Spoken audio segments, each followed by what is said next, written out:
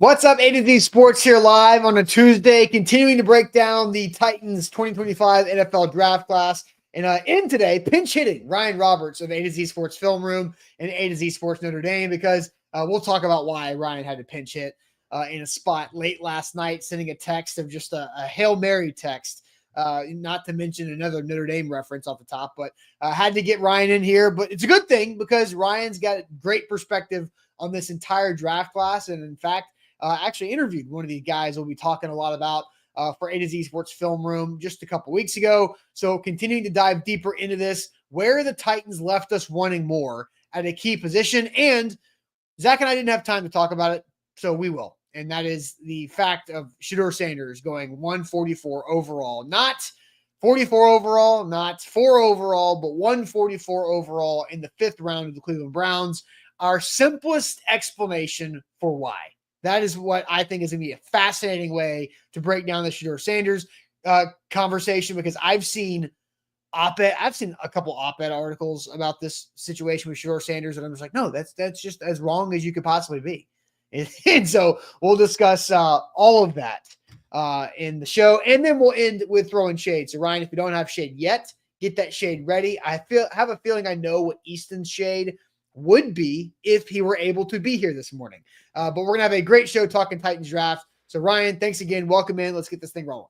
Yep. Everybody, if you are with us now, before we get into things this morning, don't forget to hit share the show. If you're watching live on Facebook, hit that share button in the bottom right corner and get it on your feed. If you're watching on YouTube, take that YouTube link and send it to a friend in your life or one of your favorite group chats. Just find that Titans fan that you know and let them know that A to Z Sports is live and recapping the 2025 NFL draft, what we liked, what we didn't like, Shedeur Sanders, and everything in between.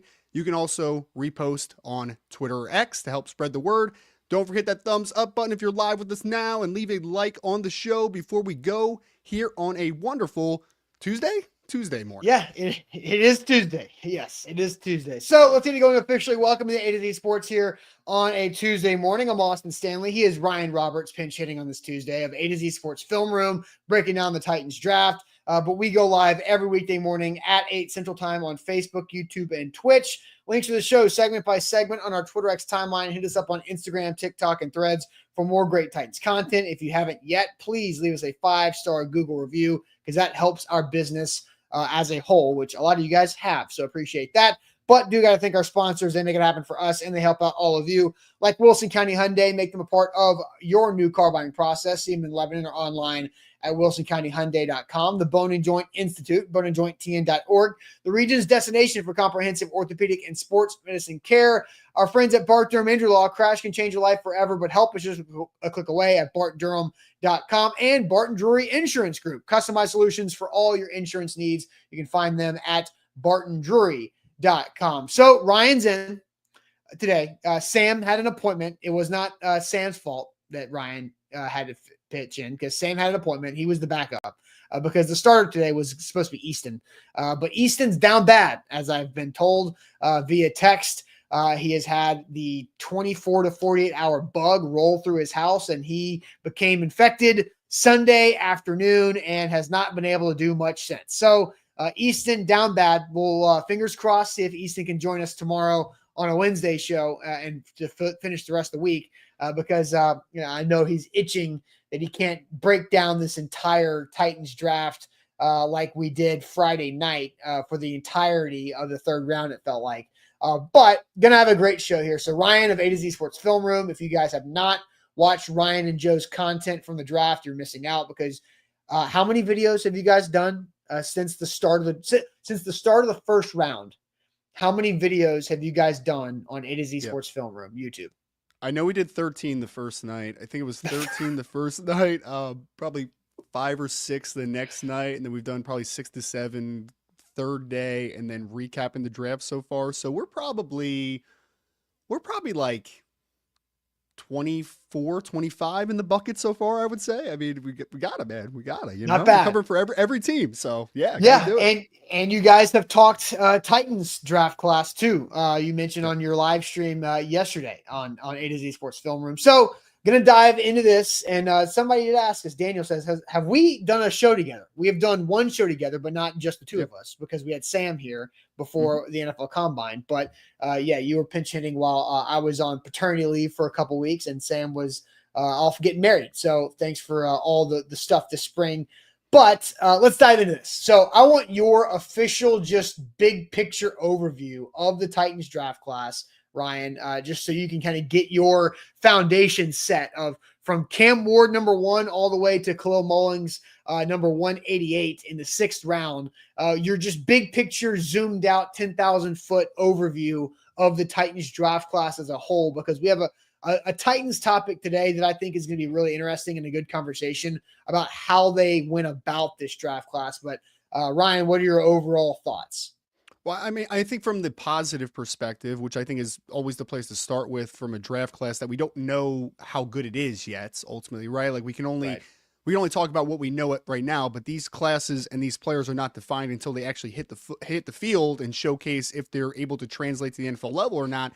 But I came out of the draft feeling optimistic about the offense for the Tennessee Titans, especially moving forward. You got your franchise quarterback.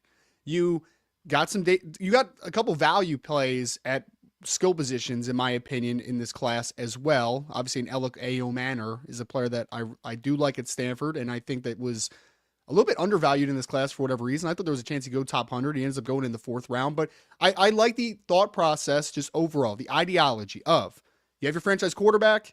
We're going to get a couple of receivers. We're going to get a tight end. We're going to get a power back to go with our smaller backs in the backfield later on in the draft. I do think that the ideology for this class just overall was Cam Ward's our guy.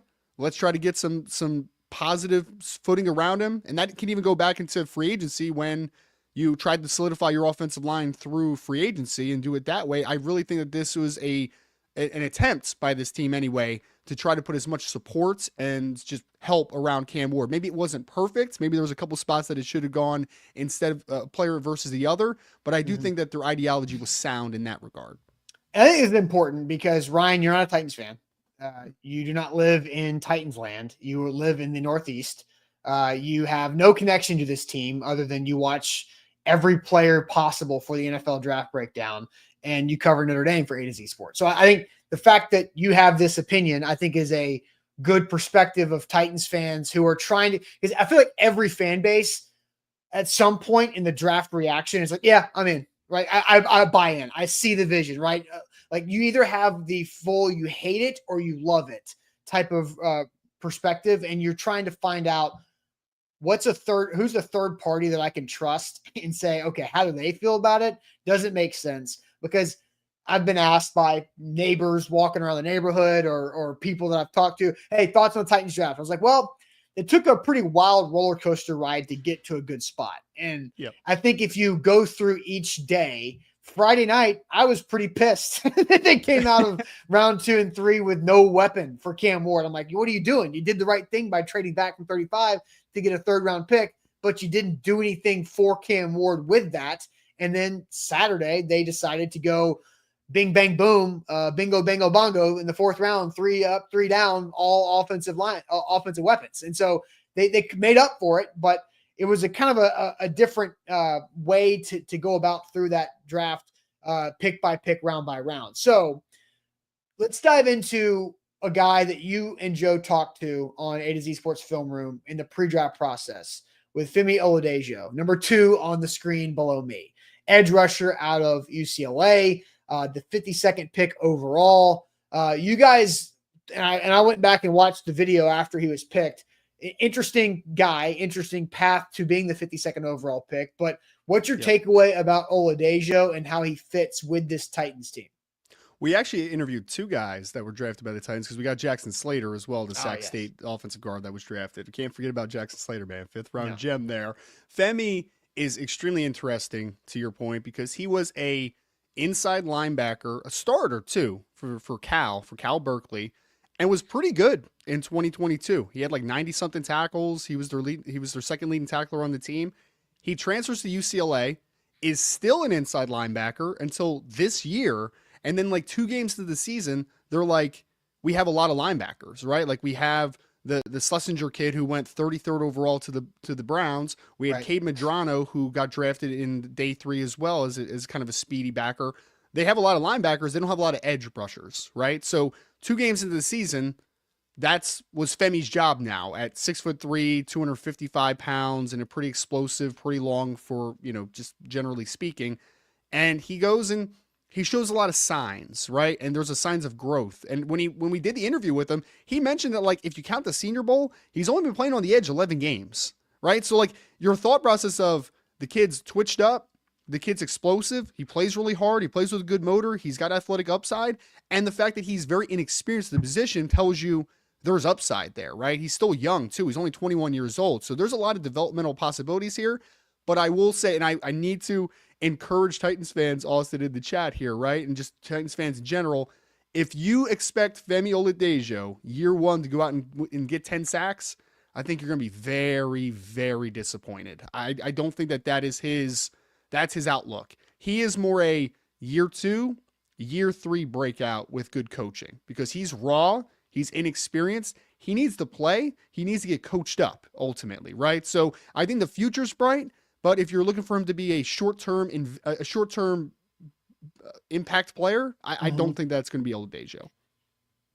Yeah, and he was their second pick, right? Which I think is like that's what was staring at. Is like, okay, I get the idea, and Mike Borgonzi and Chad Brinker talked pre-draft about we're looking at this as a multi-year rebuild. It's year 2, year 3. How do these guys develop? What's that trajectory? And I went into the draft honestly thinking kind of the opposite of like, I want high floor players to be around Cam Ward that can fare, defensively. You're looking at a different trajectory of development compared to the offense around Cam Ward. So the irony is Titans need an edge rusher now. They have Arden Key. They have Sebastian Joseph Day, who can play D end in some spots. They added a couple like interesting like rotational type pieces at the edge after correctly cutting Harold Landry because he wasn't worth the base salary that he was due. And then he finds his way back to Mike Vrabel in New England pretty quickly. So, but they need edge rushers like now. And I think that is the interesting thing about this, that Femi's not going to be able to help that much right now. He might be your 3rd best edge rusher right now, but that's not saying a lot. And so what's the production look like from the pass rush out on the outside when you have Jeff and Sweat on the inside with Sebastian Joseph Day and some others interior? So that's a question mark. And I think when we were talking pre-draft, the Titans needed an edge. You could say after quarterback, it's a coin toss between edge and wide receiver, which are the biggest needs after the quarterback. And they went and got a developmental guy at edge at 52 and waited until 103 to draft their first offensive weapon, who is also a developmental guy. And then they waited till like 136 to get their first offensive or their first wide receiver, at least, who might be able to help in week 1. And so I think this is going to lead us to what I think is an interesting question. So when we were talking with Sam pre-show of trying to find what's a different way to talk about this draft class that we haven't gotten to yet as we continue to break it down. So we have 5 players that we're going to talk about. The 2 on the left are the defensive day 2 picks, Femi Oladejo, and then we haven't really talked today about Kevin Winston Jr. out of Penn State, who I believe, Ryan, has only started 15 games in his career, 13 games 2 seasons ago, then tore his ACL early in game 2 of this past year, or I guess partially tore his ACL. So he ran a 40 at his pro day, so he is, on the mend, on the way back from that partially torn ACL, but missed just about every game of Penn State's college football playoff deep run. But he's a highly talented guy at 82 overall. Then you get to day 3 at 103, Chimere Dike from Florida, Gunnar Helm, the tight end of Texas, and Alec Iomanner from Stanford. So real quick, Ryan, kind of jump in there on Winston Jr. and a couple of these other guys too on the right side. Yeah, I think it's interesting because I think 82 was a spot that maybe a lot of people, after drafting the edge in 52, I think a lot of Titans fans would probably say like that's a wide receiver spots. Unfortunately there was a couple good receivers that went off the board, relatively shortly before the Titans picked, which I think maybe hurt the plans a little bit potentially. I would really wonder if there was a guy or two that was on the board there at 82, if it's completely different ideology of like who you're targeting at 82. But I think ultimately, whoever the other wide receivers were on the board at that spot, I think ultimately, and this is just me reading between the lines, the Titans probably just really liked Kevin Winston Jr. more than any receiver that was on the board because he was a value at that spot. I mean, if you're talking back to like the preseason before the 2024 college football season started, he was being projected as like a first rounder, at least like borderline, like top 50 level football player because he's a big safety, doesn't miss tackles. He has a lot of athletic upside. There's a lot to like with Kevin Winston Jr. It's just he's coming off the medical, right? So like that's a little bit of the question mark. But I think 82 is in a vacuum, 82 is a fine pick for that, right? Because that is a top 35 probably talent in this draft that you got at 82. So there is value there. I just think it's a little bit interesting that they decided wide receiver was not the spot at 82. They wanted to go with the safety that, while safety's a need, it's not as big a need as surrounding your franchise quarterback with good wide receivers, right? Like it's not as big a need. So I think it's interesting. I think DK was a really, I don't want to call it strange. Strange would not be the right word, but that would not have been the wide receiver I would have drafted at 103. I mean, there was like Jalen Royals who went to the Kansas City Chiefs a little bit later. Utah State. They had two times they could have drafted Royals. They could have drafted him at 120 when they took Helm. Yeah. I don't understand that thought process. I think generally speaking, in a couple of years, we're going to look back on this draft and be like, and I literally wrote an article about this. I'm just like, how the heck did we let the Kansas City Chiefs get Jalen Royals in the 4th round? Why did we let this happen? I don't understand why the NFL let it happen, but it happens regardless. But I think it would change. I would love to hear your opinion on this though, because if I said, all right, you got DK, you got Helm, and then you got Ayo Manor in the 4th round. If I told you they took Ayo Manor at 103 and they took DK later in the 4th round, would that change your opinion on the haul a little bit as far as like the order of events? Ryan, I don't know if you saw my tweet. I guess you haven't seen my tweet. I tweeted this. This is how I view the Titans draft to make myself happy. Is I think Ayo Manor at 82 and Winston at 103 and DK at 136. I'm cool with that. I have not seen that tweet. So yes, that makes complete sense. Yeah, no, I agree. We literally talked about that on the live stream. Like I didn't pop Ayo Manor up to 82, but I'm like, hey, if you told me they took Ayo Manor at 103 and they took DK later in the 4th round, I'd be like, okay, that's cool. Because in my opinion, Ayo Manor is a big value at that spot, like a huge value at that spot.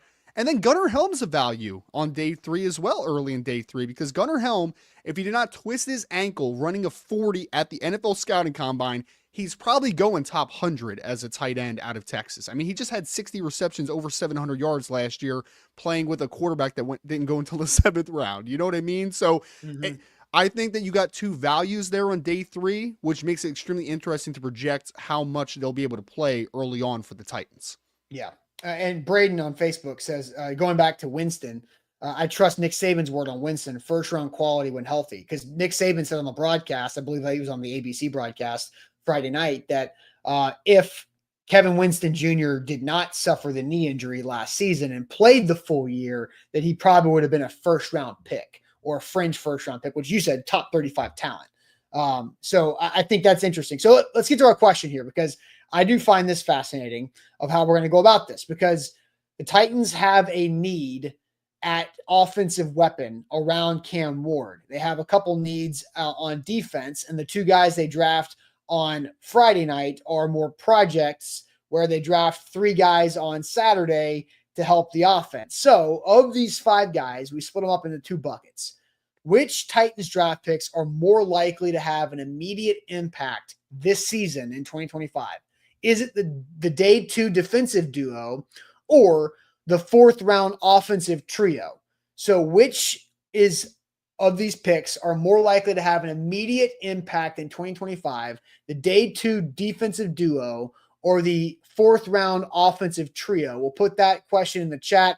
I am going to put up a YouTube poll because that's just how I like to do things overall here. But as I put that in the chat, we'll get you guys answers here momentarily. But I do want to tell you guys about the Bone and Joint Institute, boneandjointtn.org, the region's destination for comprehensive orthopedic and sports medicine care. We're just talking about Kevin Winston Jr., drafted the Titans in a partially torn ACL. And so that happens, right? Just like in football, injuries happen in life, and you need the people you can trust. And the Bone and Joint Institute in Franklin, Tennessee is where you should turn whenever you're having pain, you have a lingering injury, an old injury that pops back up later in life, or maybe it's something new. Maybe your son or daughter, hopefully not, knock on wood, they get hurt playing youth sports. They can handle the youth sports injuries as well at the Bone and Joint Institute. They have all the resources, including the doctors, the support staff, the physical therapy staff, and the facilities and equipment there under one roof to make it all work for you. Book an appointment when you need, boneandjointtn.org.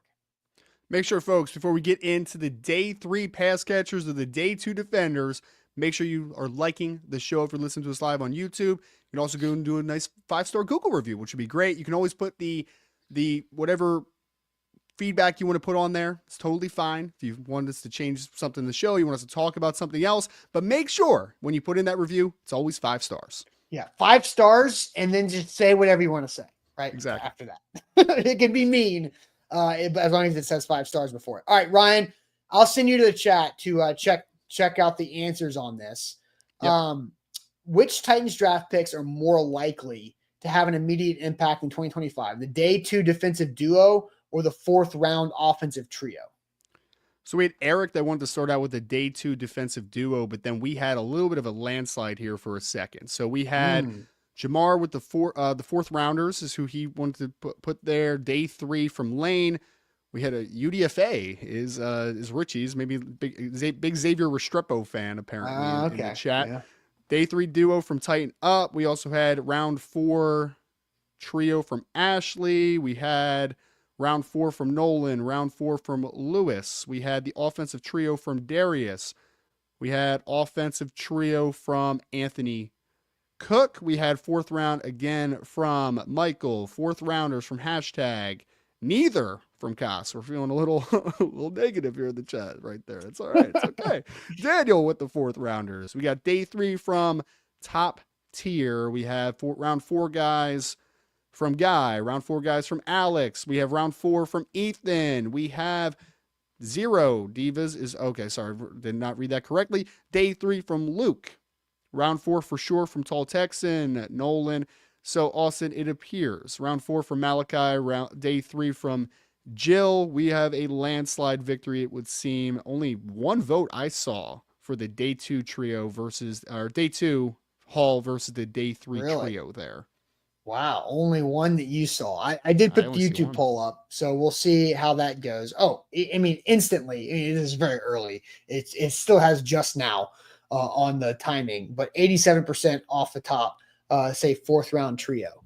So I'm going to throw this out there, and I don't know if you know the stat or not, but Easton Freeze did some deep diving on the percentage of day 3 receivers who have 500 or more yards in their rookie years.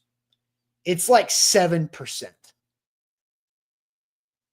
And when you think about it, it's like, okay, normally a day 3 receiver's coming in and is having to fight for like a roster spot to play some special teams, and maybe is in there when they're like on 4 wide sets, right? And so they're not getting a lot of targets. So they're not expected to, because they're a depth piece.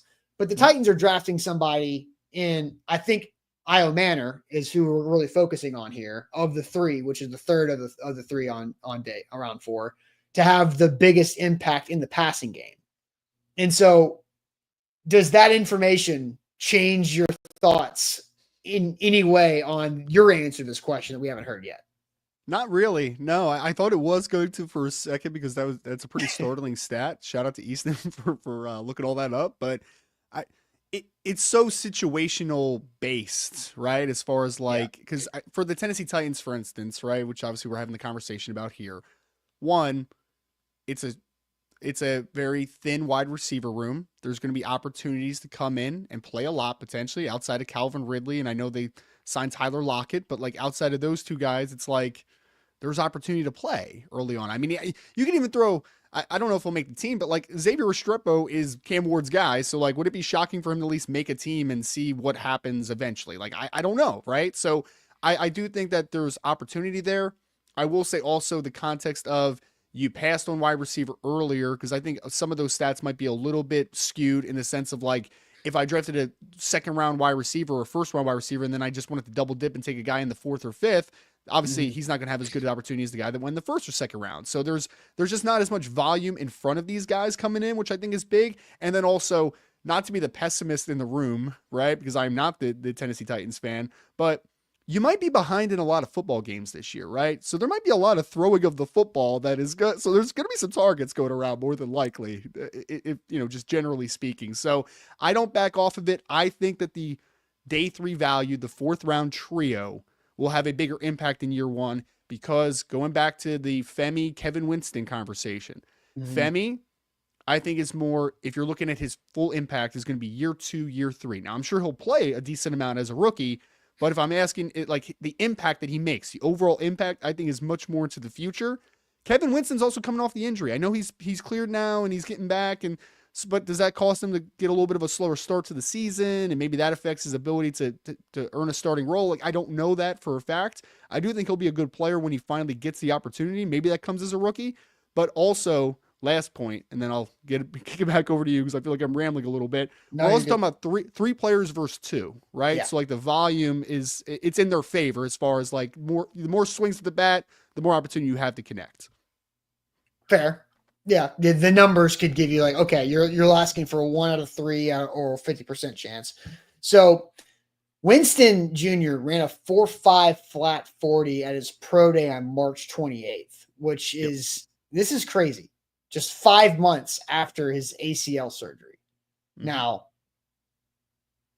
I don't know about you, but that's pretty impressive. Yes. Yeah. Now, back in my day, when I tore my ACL in college and I didn't have anything to rehab for, I was trying to play half court 3-on-3 basketball at 4 months out, and it was not easy. Now, that's different than running a straight line.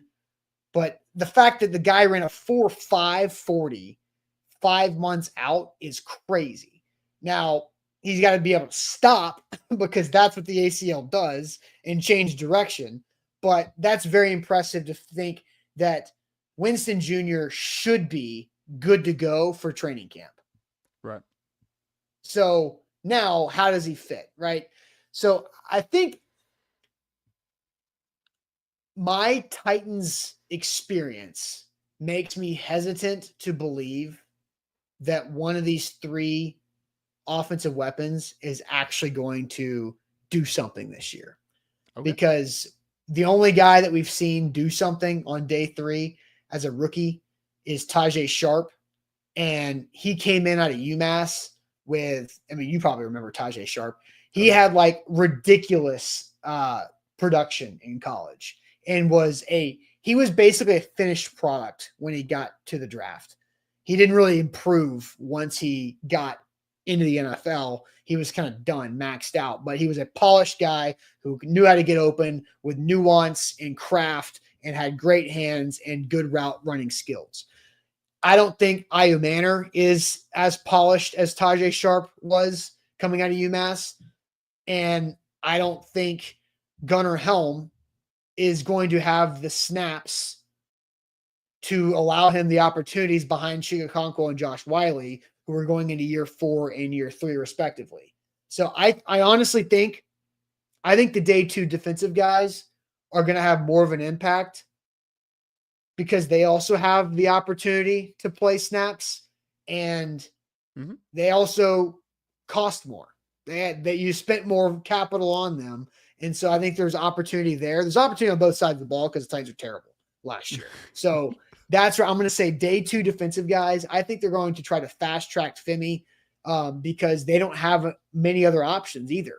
So I think he's going to play a lot of snaps. He's going to get a lot of reps in training camp and in preseason to see how quickly he can go and learn the edge. But I also think there's a value to him being a former inside backer, being a former Mike backer, where He can be a 3-down guy. He can play a little coverage because he's used to that and is not just a traditional edge guy. So that's my take on it. Do you poke any holes in that? No. I think that there's a couple key points that you make there, and I also would kind of put, like, being devil's advocate to my initial response is what's a successful rookie year at wide receiver look like for DK, right? Like, that's an interesting one, because I think personally, as a developmental speedster, aren't you talking about like a low volume, high yard per catch guy, right? Like, I don't even know if he had, I guess this is an interesting question for the chat, and we don't have to put up a poll or an actual question for it, but just kind of throwing an idea out there. If DK goes in with his 4.3 something speed and has 25 catches, but it goes for almost 500 yards as a part-time player. So let's say 25 catches for like 475 yards, just for argument's sake. So that's like a healthy yard per catch. Is that a successful rookie year for him? Yes. I think so, right? I think it's a really successful year. I don't see that happening, though. I don't see 25 catches out there. Okay. I see like 17. 17 catches? Okay. Yeah. Okay. Well, 17 catches for yards a catch, but for like 320, whatever that math works out to. And because then it's like, okay, we always do this. And it's a fun exercise because how many passing yards are there to go around? Right? Are the Titans going to throw for 4,000 yards this year? You bring up the idea that they're going to be behind a lot, so they're probably going to throw the ball quite a bit. The Titans have not had a 4,000 yard passer since moving to Nashville or the state. And so Tannehill got close a couple times, 3,800, 3,700. They haven't had a 3,000 yard passer since they got to Tennessee. A 4,000 yard passer since they got to Tennessee. Yeah, that's a crazy stat, man. That's a pretty crazy stat. Wow. Not since the previous number one, Warren Moon. So let's just say there's 4,000 yards to go around. Yeah. Ridley's going to get 1,000. Mm-hmm. I think Tyler Lockett, Van Jefferson's the other veteran addition. Let's just say they combined for 1,000. Is that fair? Yeah, it's very fair. Mm-hmm. Okay, so now we're halfway there. It's 2,000. Yeah. So then you've got your tight ends, which Chig and Wiley's not a volume guy. So let's just say the tight ends combined for, including Helm, combined for 700. Mm-hmm. Yeah, it makes sense. Okay, so 2,700, 1,300 yards to go around. We have 1,300 yards to go around between Ayu Manor, DK, and the running backs. Yeah. I think the way you painted it, I think that brings a lot of perspective to what expectations. Because again, I think it's about expectations for each player. Because the way I view these two players is very differently. Obviously, like DK is again a low volume, high yard per catch guy. He brings speed to the field though, which is important. Obviously, there's not enough speed in that room for Tennessee. Ayo Manor is much more the high volume receiver. Like, I think if he hits his peak, he's probably the 60, 65 catch, 850, 900 yard receiver. I'm not saying this year. I'm saying just like at his peak of his career, more than likely as like a really good number 2 potentially. So if he's not catching a high volume, he's probably not making a crazy impact. I don't see him being a 17 yard a catch, 16 yard a catch guy. He's probably more like a 12, 13 yards per catch type of receiver. So very interesting. I think Gunnar Helm's a little bit of the wild card in this, though. I think he could be a little bit of the wild card. Not that he'll unseat like a Chig, for instance, but he brings a completely different profile than they have on the roster. Like, they just don't have I know Wiley's a bigger guy, but like they don't have a 6'5", 255 that can run pretty well, that is pretty decent after the catch. Like, Chig is obviously an undersized H-back and like that mold. So I'm kind of interested to see what his role will potentially be as a rookie. Totally. Some comments to come in here that I see. Michael says Restrepo will get more yards than Ayo Manor and DK. Is that crazy though? I know it sounds crazy on paper, but like, is it the craziest comment of all time? I don't know. Charge Card says Van might not make the roster, and Daniel comes in and says, and don't forget Restrepo. Like, so Restrepo is getting a lot of love, and so Ryan, I'll give you a little background on the Titans fan base. Every NFL fan base has a thing. They have a type that they obsess over. And the Titans fan base will always obsess over a practice squad receiver in training camp. It's a guarantee to happen. There's so many different guys, and Xavier Restrepo is going to probably be the most popular ever. There's Mason Kinsey that are currently living through still in like year 5. Then before that, I scouted Mason Kinsey. He went to the College Gridiron Showcase, which I scout for, and I scouted Mason Kinsey. I know him well. Yes, I like Kinsey. He's a fun guy, but he is what he is. Then before that was Trey McBride, William and Mary product, was just a dog in training camp. And everyone's like, oh my gosh, you got to get this guy on the field. It didn't happen. So there's Michael Preston was like a bigger body guy. Normally these practice squad receivers are slot, small, shifty guys that can get open. And so Xavier Restrepo is about to be the most popular player on the roster. It's going to be, I mean, maybe that's a little bit of a hyperbole, a little exaggeration, but it is going to be fanfare to the max because of his connection with Cam Ward. And so I don't know if there's a way he can make the roster. I doubt it because there's just other bodies like Bryce Oliver, who they really, really like, who's a gunner and can help out, who wins the return spot. Maybe Restrepo has a chance to do that, but Restrepo is just going to be a name that we will be covering way more than we actually should, but the demand is going to be there. Well, I'll say this: if they run Hard Knocks, there'll be a camera glued on Xavier Restrepo the entire time, man.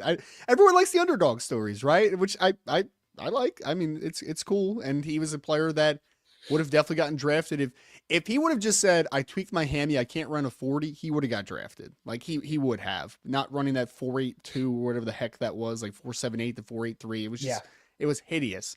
But it is an interesting just person to watch because he does have a lot of production in Miami. I mean, he's Miami's all-time leading receiver coming out, right? So he's got a lot of production.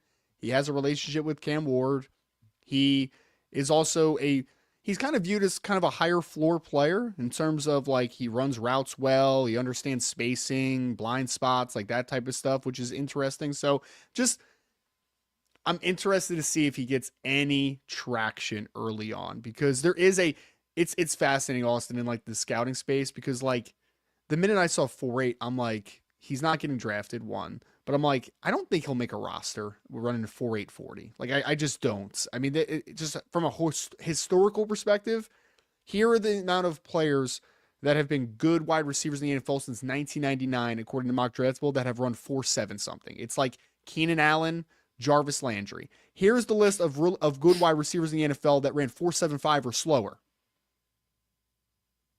That's the list. Like there's no list. There's just no list of this type of player sticking. So I'm interested just to see if he is able to gain any traction or if it's just, he is just not a good enough NFL athlete to be able to find a roster spot.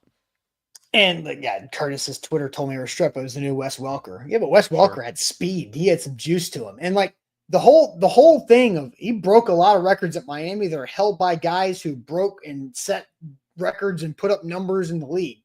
Right? Like Miami receivers are not anything to slouch at of like breaking those numbers. So production's important. Can it translate?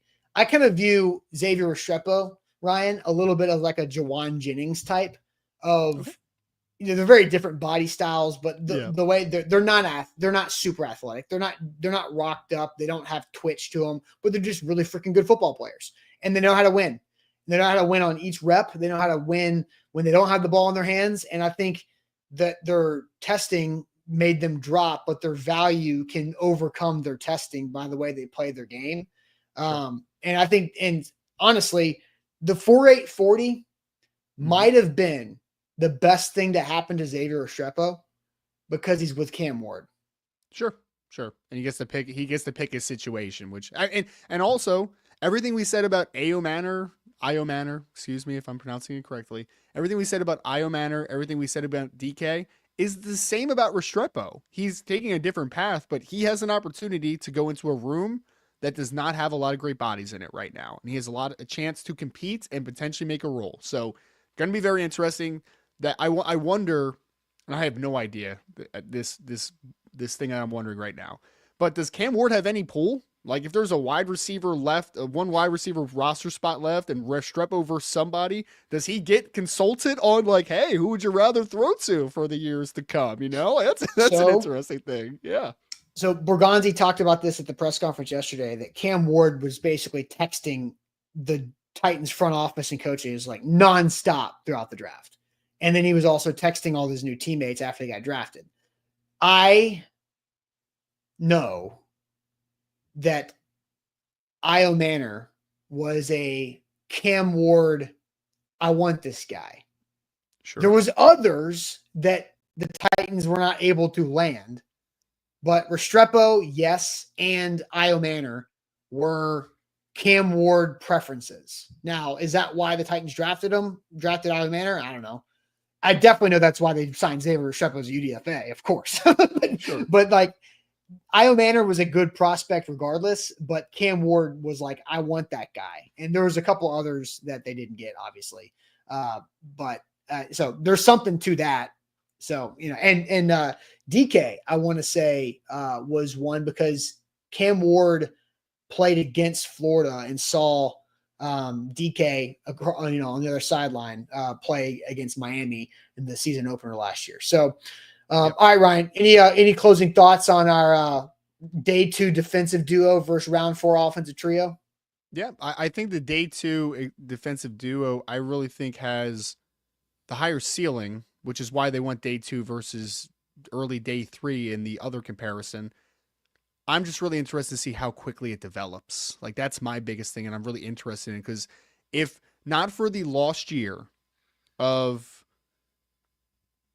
Winston, I mean, he could have been in the conversation to be the second safety off the board. I mean, that Nick Emenwari pick, right, a little earlier in the second round, that may have been Kevin Winston Jr. ultimately, right? So I think there were several value picks just overall that Tennessee made in this class. Like I think Winston Jr. was a value pick. I think Io Manor was a value pick. I think Jackson Slater in the 5th round was a value pick. Like they found value in this draft. It's just now going to be about how quickly this team can develop it. I don't know the answer to that one, obviously. Yeah. Somebody asked who are the other guys. I know Kyle Williams was one, which is an obvious connection because they were actual teammates at Washington State. But Kyle Williams, Io Manor, Restrepo, and then DK were receivers that Cam Ward had on his list that he submitted to the Titans of guys he would be interested in. So they got 2 of them, one drafted, one UDFA. Okay, let's talk Shedeur Sanders, because Ryan, you've done a lot of conversing, a lot of talking, a lot of reading into the entire draft process. And Shedeur Sanders goes at 144. We have not talked about this since he's been drafted, at least on this platform. So this is the question, and you guys can participate in the chat too. What's the simplest explanation for why Shedeur Sanders fell to 144? What's the simplest explanation for why Shedeur Sanders fell to 144?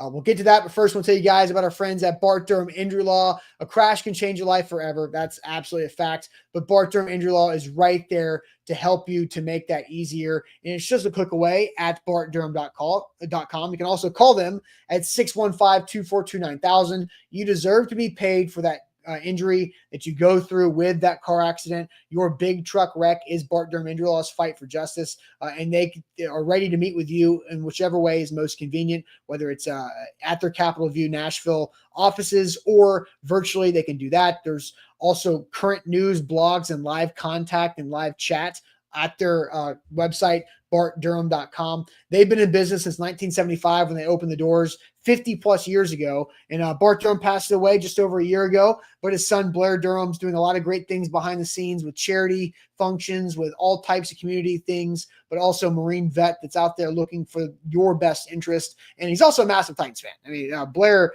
Durham was emailing back and forth with our sales guy, Andrew, just about what the Titans are going to do in the 3rd round. Like Blair knows ball too. So bartdurham.com, 615-242-9000 or bartdurham.com.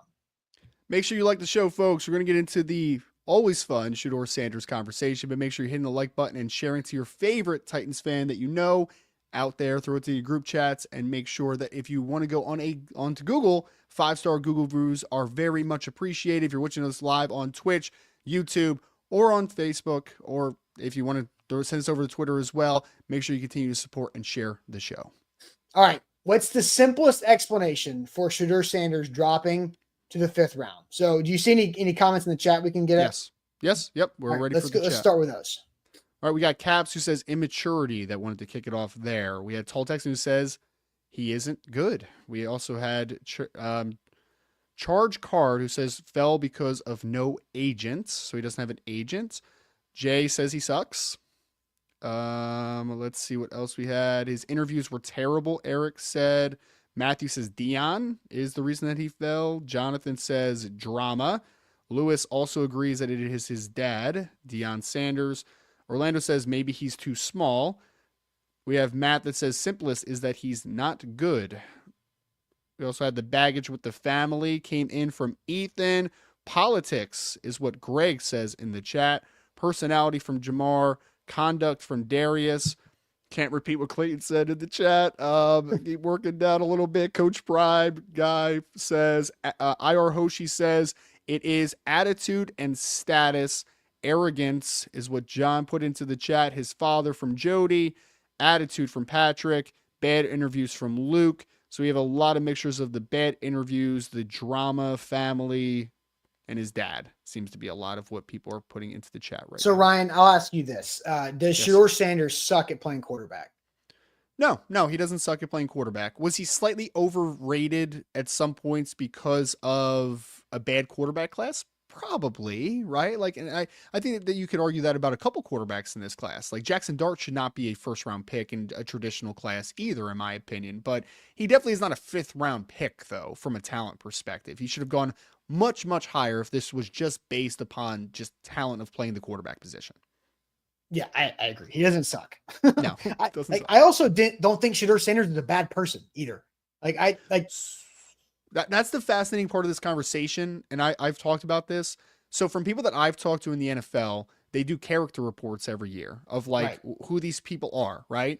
And I was told by one that during the season that Shedeur had one of the highest character reports that they have ever seen as far as like him personally, right? Like him, which is just so weird now that we're at this point where people are just kind of passing him off as like this bad kid. I don't think that necessarily is the truth to the matter. I think there's a lot of different spots in this story, right? Like this isn't just a one-off. This isn't this one thing happens, so this is why that's why he fell to the 5th round. I think there's a lot of things involved here.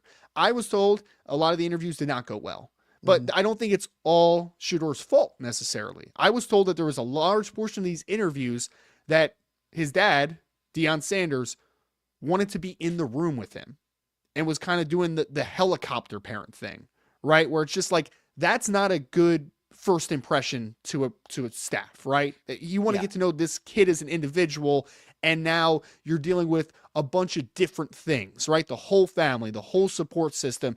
And ultimately, I think that while Shedeur needs the blame in this for what he didn't do well in this process, I do think there's a lot that was out of his control to a degree, right? He can't choose who his family is. He can't force his dad to not tweet as much as he does. He can't force some of these things, but I just think it's a combination of bad interviews, the family influence, and ultimately Shedeur not being able to break free of the family influence enough to be able to represent himself as an individual to these teams. Yeah, I tweeted this. I think the Iamaleava family should pay close attention to what happened to Shedeur Sanders throughout this draft process, because there's some correlations there, even if Dion and Nick are very different in their profiles. So my simplest explanation for why Shedeur fell is simply that the off-field baggage outweighed the on-field pros. And there are on-field pros, but the other stuff's too loud. And so I heard a coach in the NFL say that he is a day 3 or 3rd round talent with 1st round problems. And if you're if you're a round 3 or day 3 quarterback, you're not supposed to play. Like, you're not being viewed as a starter. And so how is that going to disrupt a team by having a guy who is not going to play, not supposed to play, now being one of the most popular or most talked about players in the organization? I think it's similar into why NFL teams were not interested in continuing to employ these two quarterbacks, Tim Tebow and Colin Kaepernick. It's fair. Yeah. Because they would have been a bigger conversation than they would have been on the field. It's the circus. And yes. And like, I agree with you that it's not all in Shedeur's control, but I think that, you know, I still think he fell into a great spot. I think he could start this year. You know, like the Browns are a good spot for that to happen.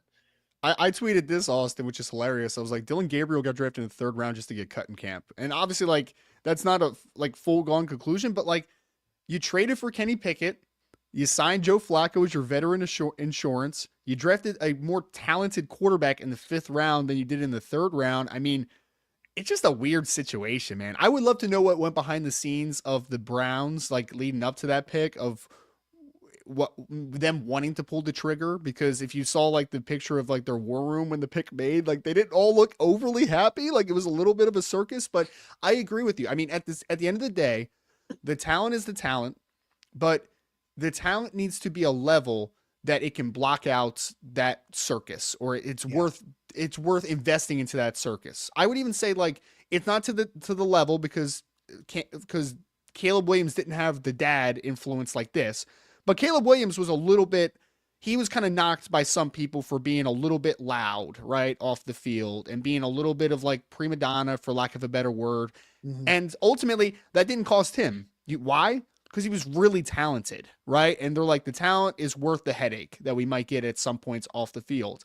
I just don't know if Shedeur's talent was quite to the level where you just said, I can avoid all that stuff and I don't care, right? Like, I just don't think that's what the situation was. So hopefully, I hope now he has a new opportunity.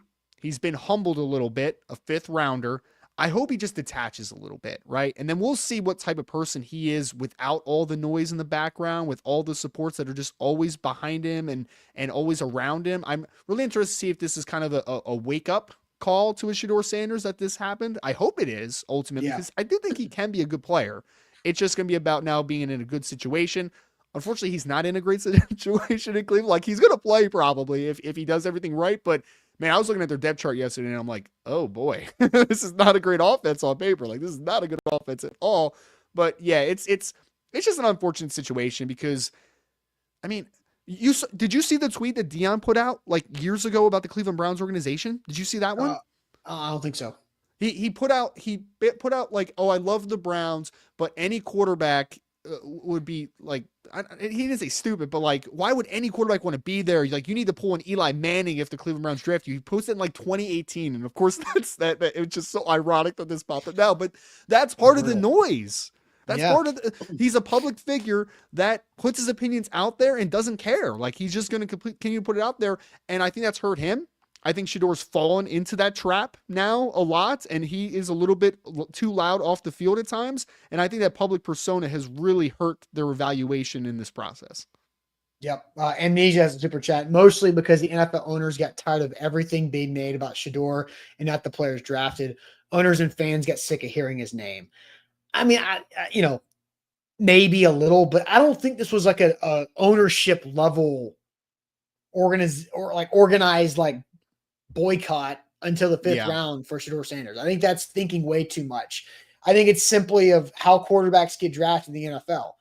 You either get overdrafted in the 1st round, maybe somebody takes a flyer in the 2nd round, and then after that you kind of fall, because if quarterback needy teams don't take one high, then there's not a lot of competition to draft one until later.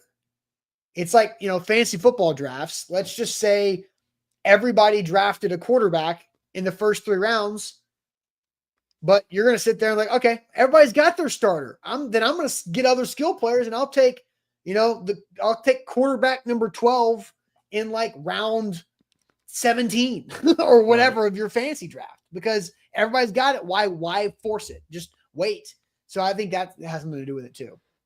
Yeah, it's an interesting situation altogether. I did think, and I had heard before the draft that he was going to fall a little bit, but like when I say fall, I thought like he's probably in the 20s, and someone trades up to get him, or maybe he makes it to the early portion of the second round at like the very least. I did not expect fifth round, but I do push back on because I've heard that same ideology about, oh, this was an NFL, like they made this happen. The NFL got together and was like, we're not standing for this. No, I don't buy that. I don't think all the owners got on a group call one day and was like, hey, no one drafts Shedeur until the fifth round. Like we're gonna set a standard and a principle here that you cannot act this way. I just think that again, some of the quarterback needy teams decided to go different routes because they didn't want to deal with all the outside stuff. Like they just didn't want to. So some teams were willing to go Jackson Dart at 25. So they were willing to go Tyler Shuck at 40 and like make some weird overall decisions, but ultimately they just did not want the circus that comes with the player at this point. 100%. All right, guys, let's wrap up this Tuesday show with a little shade action. If you have shade, if you want to get some shade off of your chest, throw shade here in the chat. We'll get to them here in a second. Time to throw some shade.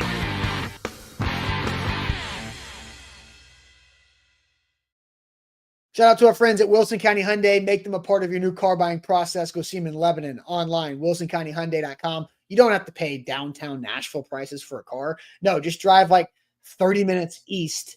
Great drive out there. It's really pretty, especially in the morning when the sun's rising out there at Wilson County Hyundai. And say hey to Payne Bone for us when you're there, online, wilsoncountyhyundai.com.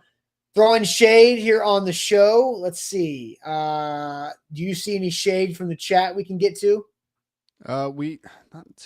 Here's one, which is an interesting one. Okay. Ethan had said shade on the loser that pranked called Shedeur, and apparently did it to several people at this point. It seems like so. Yes, I have a take on this, Ryan. Okay. You know how I said that? Do you want to? Yeah, I'll do it now. Yep. I'll do it now. Cool. The 4.840 was the best thing that happened to Xavier Restrepo. I think Shedeur Sanders getting prank called is a good thing for him long term. I think it could make people feel, because of how he handled it. I don't know if you saw the kid who's the Falcons defensive coordinator's son. Yes. The kid came out and apologized and in his apology said, Shedeur, thank you for taking my call and thank you for how you responded to it. Like Shedeur handling that situation with class and grace I think could help his perception if people pay attention to it. Yeah, that's fair. That's fair. We also had Demetrius who wanted to throw some shade in the chat. He said, obvious shade, ESPN, ABC's draft coverage when it came to Cam Ward. We had a lot of draft related stuff. Obviously, hashtag said throwing shade at Mike Vrabel for drafting Kyle Williams, which is pretty funny. Donald says, my shade, the Main Street NFL media, when it came to Shedeur's fall, just disrespected Cam Ward. I agree on that. That was my, actually, I'll get to my shade because it's going to be interrelated to that. Let's not do that yet. Lane says, shade of Mel Kiper. His career should be over with ESPN after his, no, his career should not be over. Mel Kiper will probably get a raise because of that. We have shade from Bobby. Shade on people who think we all have to live in the same lives or live within the same boundaries. Don't really know what that means. But that's super introspective. That's like yes. Yes. Okay. That could be like on a picture in somebody's office. Yes. Yeah. No, it is. It's very poetic. Shade on Mel Kiper and Skip Bayless from Eric. You would think the world was ending how they were acting when Shedeur didn't get drafted. We had Lucas said shade on Eagles players not going to the White House. Don't want to get into that conversation, obviously. We have Clayton Smith, shade on national media not giving credit to Bussin for breaking the Kittle extension. Didn't do it until called out on it. I did see that they were the first to report it, and there was kind of some, yeah. Yeah, ESPN is the worst of that.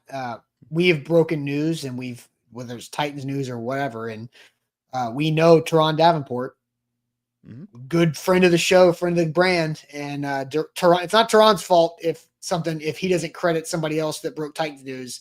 It is not his fault. It is not his fault. That is an ESPN policy. ESPN will always be able to say ESPN sources confirm rather than give credit to the person who actually did the work. Yep.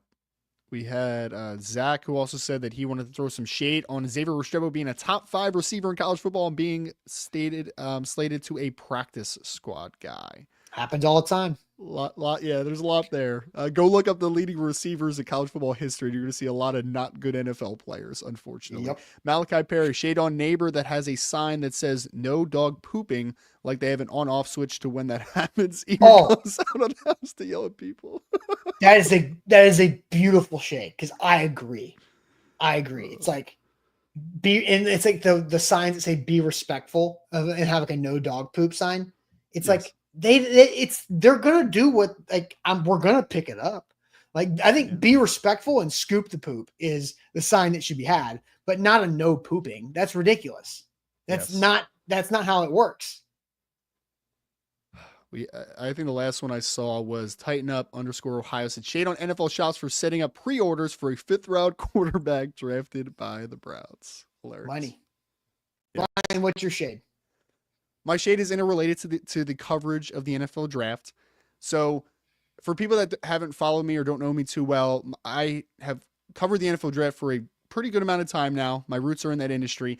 And I love the backstories of some of these prospects that get drafted every single year. I think they're the coolest thing in the world. Like Demetrius Knight, the linebacker from South Carolina, who started out as a Georgia Tech quarterback, who was distant relatives with Gladys Knight, who was a Grubhub driver while he was at Charlotte because he didn't think he was going to play college football anymore. Like so many cool stories every single year. And Cam Ward is obviously included in that as a 0-star FCS kid that started Incarnate Word.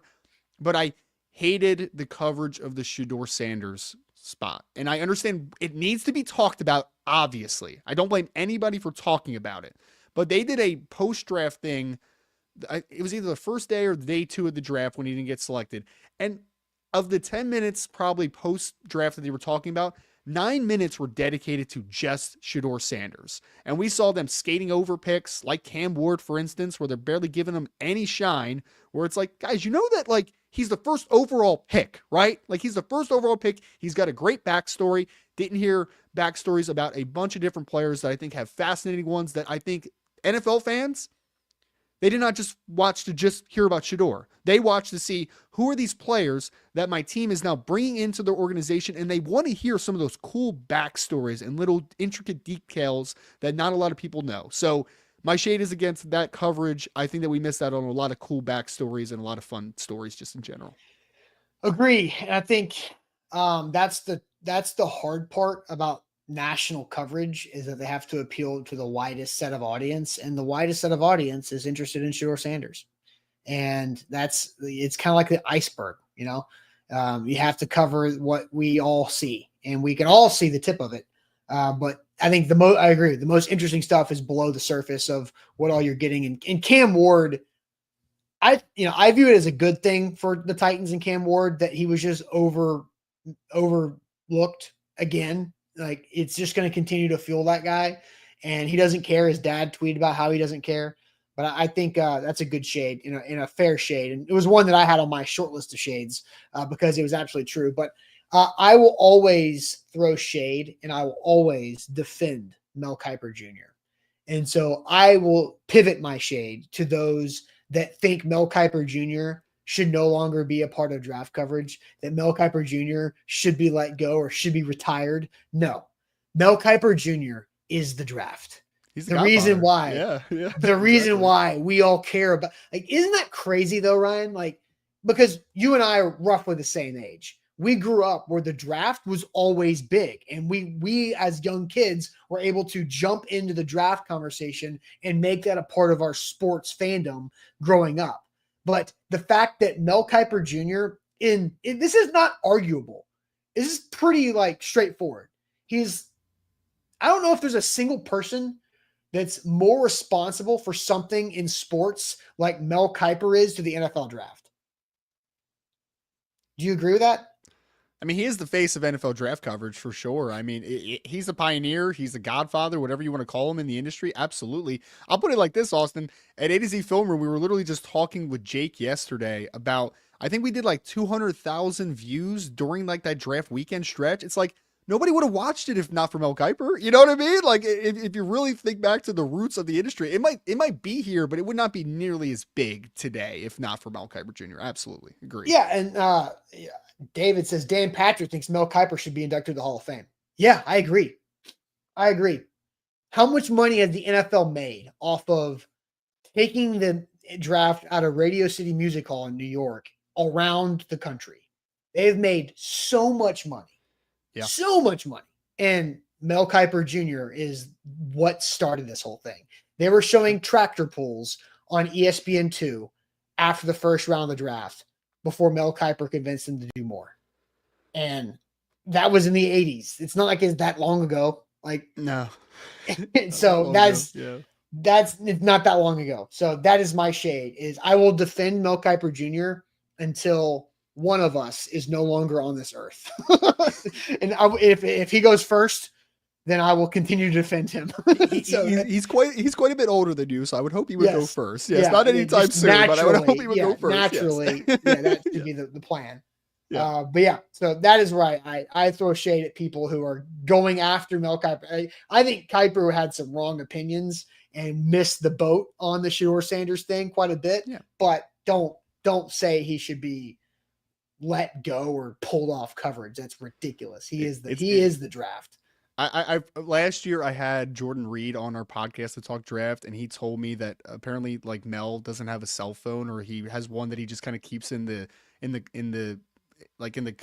closet or something, and he has like 5 landlines. That guy is a national treasure, whether you love or hate him, man. Absolute national treasure. What an interesting individual.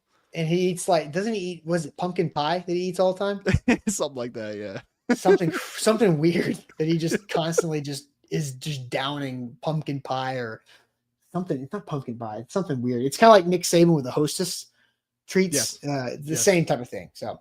All right, guys, that's it for us on this Tuesday. Ryan, appreciate the pinch hitting. Hopefully Easton's feeling a little bit better tomorrow. Sam will be on the show tomorrow as well, and we'll discuss more about the Titans draft and maybe a little bit of Will Levis conversation, because the Titans said yesterday they didn't try to trade him, which is against what we thought going into the draft.